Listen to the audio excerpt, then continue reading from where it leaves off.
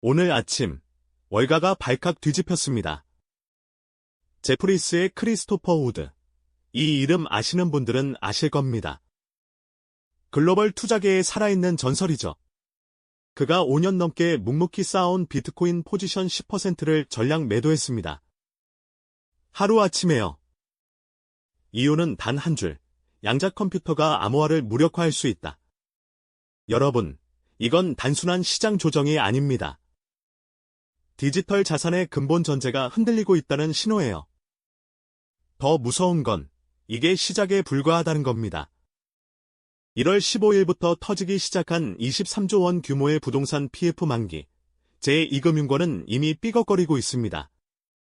신용이 무너지는 시대, 종이 위의 숫자가 휘발되는 시대가 온 겁니다. 지금 우리에게 필요한 건 새로운 자산의 정의입니다. 오늘 말씀드릴 내용, 끝까지 들으시면 여러분의 자산 포트폴리오를 근본부터 다시 설계하게 될 겁니다. 그럼 지금부터 하나씩 풀어드리겠습니다. 비트코인은 디지털 금이라 불렸습니다. 희소성, 탈중앙화, 불변성, 이 세 가지가 그 가치의 핵심이었죠. 그런데 양자 컴퓨터는 이 중 가장 중요한 축을 무너뜨립니다. 바로 불변성입니다. 쉽게 설명드릴게요. 여러분 집 금고에 256자리 비밀번호가 있다고 생각해보세요. 현재 슈퍼컴퓨터로 이걸 풀려면 우주의 나이보다 오래 걸립니다. 그래서 안전했던 거예요. 그런데 양자 컴퓨터는 다릅니다. 기존 컴퓨터가 1부터 100까지 하나씩 세는 방식이라면 양자 컴퓨터는 1부터 100까지를 동시에 탐색합니다. 비트코인의 개인키, 그러니까 여러분 지갑의 비밀번호죠. 이게 양자 컴퓨터 앞에서는 몇 시간, 길어야 며칠이면 뚫립니다. 그래도 아직 양자 컴퓨터가 상용화 안 됐잖아요? 맞습니다. 아직은요. 하지만 구글은 이미 작년에 윌로우라는 양자칩을 공개했습니다. IBM, 중국 정부 모두 천문학적 돈을 쏟아붓고 있어요. 문제는 타이밍입니다. 기술이 완성되고 나서 대응하면 늦습니다. 그때는 이미 비트코인의 신뢰가 땅에 떨어진 후에요. 크리스토퍼 우드가 지금 빠진 이유가 바로 이겁니다. 위험이 현실화되기 전에 먼저 움직인다는 거죠. 월가의 큰 손들은 위기가 터진 후가 아니라 위기의 그림자만 보이면 움직입니다. 여기서 중요한 걸 말씀드려야겠습니다. 월가 큰 손들이 무서워하는 건 내 지갑이 털리는 것보다 비트코인이라는 시스템 전체가 가치 저장 수단으로서의 지위를 상실하는 겁니다. 영원히 될 수 있다는 공포죠. 양자 컴퓨터가 개인 키를 뚫는 순간 비트코인은 더 이상 안전한 자산이 아니에요. 그냥 뚫린 금고일 뿐입니다. 더 아이러니한 건 비트코인이 양자 내성 알고리즘으로 업그레이드할 수는 있다는 겁니다. 하지만 그 순간 비트코인의 정체성이 무너져요. 코드는 법이다. 이 철학 자체가 깨지는 거죠. 중앙화된 결정으로 프로토콜을 바꾸는 순간 비트코인은 더 이상 탈중앙화 화폐가 아닙니다. 결국 선택지는 두 가지뿐입니다. 양자 컴퓨터에 뚫려서 가치가 증발하거나 아니면 스스로의 원칙을 버리고 신뢰를 잃거나. 이게 지금 디지털 자산이 마주한 실존적 위기입니다. 그럼 크리스토퍼 우드는 비트코인을 팔고 무엇을 샀을까요? 금입니다. 왜일까요? 지금 한국에서 벌어지는 일을 보면 답이 나옵니다. 1월 15일부터 시작된 23조 원 규모의 부동산 PF 만기. 이게 뭘 의미하는지 아십니까? 부동산 개발업체들이 은행과 저축은행, 증권사에서 빌린 돈, 그 만기가 한꺼번에 몰려온다는 겁니다. 문제는 이 돈을 갚을 방법이 없다는 거예요. 부동산 경기는 얼어붙었고, 분양은 안 되고, 금리는 여전히 높습니다. 결과는 뭘까요? 연쇄 부도입니다. 저축은행들 재무제표 한번 보세요. 부동산 PF 익스포저가 자기 자본이 몇 배인지, 충당금 적립률은 턱없이 부족하고, 유동성은 바닥나고 있습니다. 여러분, 이해하셔야 할 게 있습니다. 우리가 자산이라고 부르는 것의 대부분은 사실 신용입니다. 예금도, 채권도, 심지어 부동산 분양권도 결국은 누군가가 갚아줄 것이라는 믿음 위에 서 있어요. 그런데 그 믿음이 무너지면 순식간에 숫자는 증발합니다. 1997년, 2008년 다 겪어봤잖아요. 통장 잔고는 그대로인데 은행이 문 닫으면 끝입니다. 금은 다릅니다. 금은 아무도 책임질 필요가 없어요. 그 자체로 가치니까요. 누군가의 신용을 필요로 하지 않는 자산, 이게 바로 실물의 힘입니다. 실제로 작년 한 해 동안 각국 중앙은행들이 매입한 금의 양, 1037톤입니다. 역대 최고 수준이에요. 중국, 러시아, 인도, 터키, 신흥국 중앙은행들이 미친 듯이 금을 사들이고 있습니다. 왜일까요? 달러 패권의 균열을 보고 있기 때문입니다. 신용화폐 시스템의 한계를 알기 때문이에요. 개인 투자자들도 마찬가지입니다. 골드바, 금 ETF, 금 적립식 펀드, 지금 금 관련 상품 거래량이 폭발하고 있어요. 위기를 감지한 사람들은 이미 움직였습니다. 그런데 여기서 질문 하나 드리겠습니다. 금만 쥐고 있으면 될까요? 아닙니다. 금은 방어입니다. 내 돈을 지키는 방패죠. 하지만 그것만으론 부족합니다.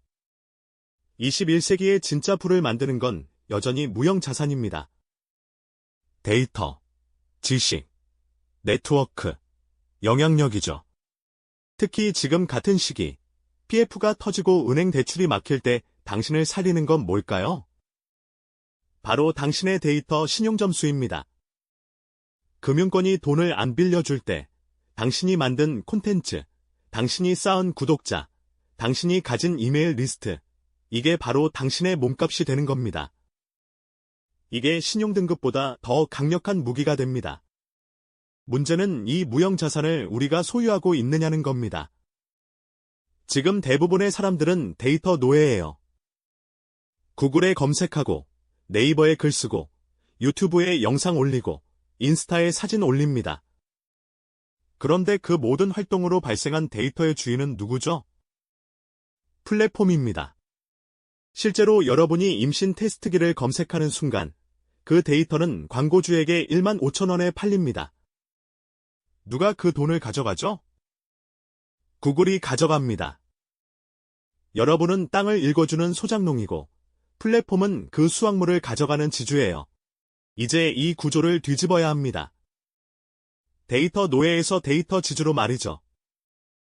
그래서 제가 데이터 자산화 3단계 전략을 준비했습니다. 첫 번째 단계, 기록입니다. 여러분이 10년간 쌓은 노하우, 회사 안에만 묻어두지 마세요.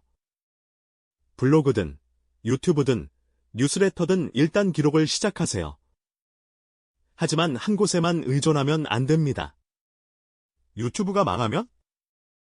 인스타가 정책 바꾸면? 여러분의 10년 노력이 하루아침에 증발합니다.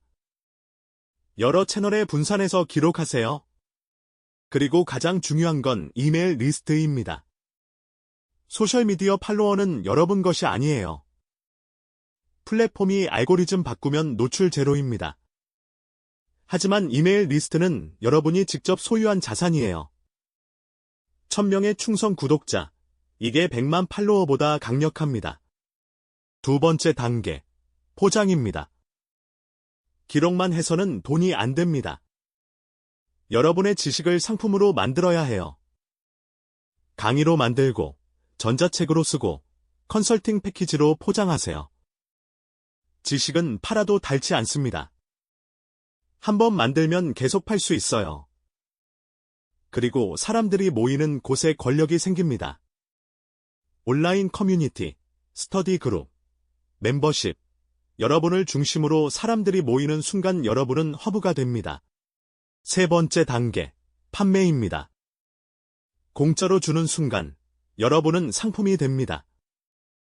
콘텐츠든, 컨설팅이든, 커뮤니티든 돈을 받기 시작하면 관계가 달라집니다. 여러분이 가치 제공자가 되는 거예요.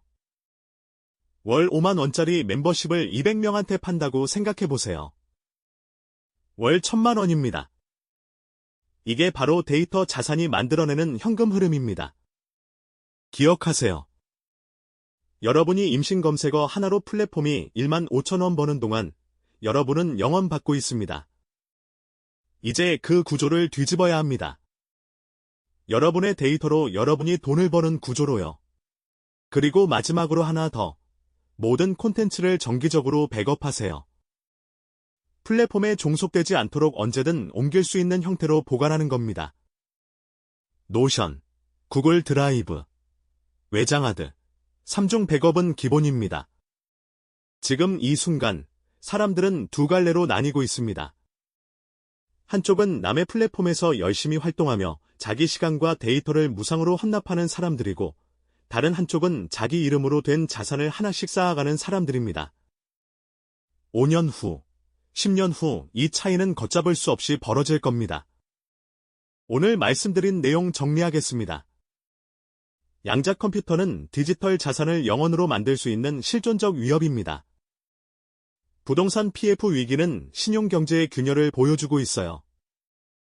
이제 자산의 정의가 바뀝니다. 물리적 자산은 금으로 방어하고 무형 자산은 데이터 지주 전략으로 공격해야 합니다. 금은 내 돈을 지키는 방패고 데이터는 내 몸값을 올리는 무기입니다. 둘 다 필요합니다. 남의 땅에서 소장농하지 마세요. 내 땅을 일구세요. 비트코인을 버린 월가의 큰손이 우리에게 보내는 신호, 분명히 읽으셨을 겁니다. 위기는 예고 없이 오지 않는다. 신호를 읽는 자만이 살아남는다는 거죠. 계급은 지금 이 순간의 선택으로 나뉩니다. 내일부터 뭘 하실 건가요? 여전히 플랫폼의 소장농으로 살 건가요? 아니면 데이터 지주로 전환할 건가요? 금 한 돈이라도 사 놓을 건가요? 아니면 아직 괜찮겠지 하며 미룰 건가요? 선택은 여러분의 몫입니다. 저는 다음 영상에서 더 구체적인 데이터 자산화 실전 사례와 금 투자 타이밍 전략을 가지고 오겠습니다. 구독과 좋아요, 그리고 알림 설정 부탁드립니다. 여러분의 자산을 지키는 일, 함께 해나가겠습니다. 감사합니다.